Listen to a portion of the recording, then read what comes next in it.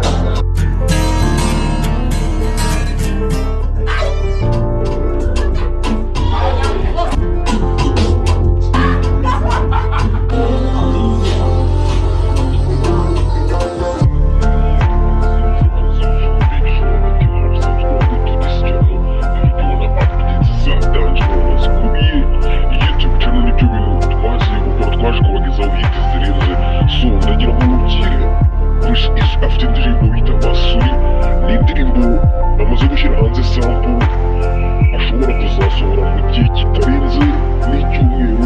Ni akaririmbo yise basori, ni indirimbo nziza cyane yakozwe na Element. So ikintu twakubwira ubu rero, gerayo kuri channel ubashe gukora subscribe ndetse na follow kuri IG, kugira indirimbo itazagucika. Ni indirimbo ikoze neza mu kintu bita amashusho, cyo ntabwo ari ikintu twagiye ngo tuvuga kuri ubu ngubu, kuko nyuma y'uko amaze gusura Imana ikamuhereza ibintu byinshi cyane, hari hiti zitagabanya. So turagira ngo tubabwire uti ubona iyi ndirimbo sori screaming, sharing ku buryo iwana azajya kuyishyira hanze ari indirimbo imaze kugera kure cyane, kuko mwumvishe sample yayo ni nziza nta kitwaye.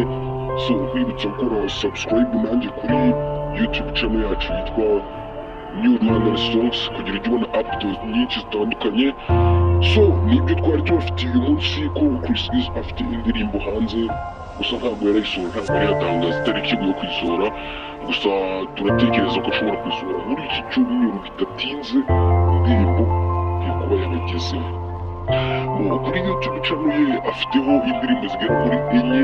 Iyi ngiyi urumva ni indirimbo ya gatanu agiye gushyira hanze, zose ni hit nziza cyane, mwagenda kandi streaming video ze muri iyi minsi.